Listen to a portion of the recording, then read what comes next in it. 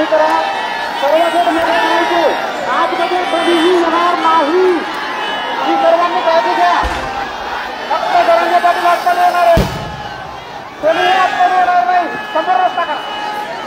सर्वांना हात जोडून विनंती आहे. आपल्या मराठ्यांचं तुलनेने मराठ्यांचा संघर्ष होता. मराठ्यांचा संघर्ष होता.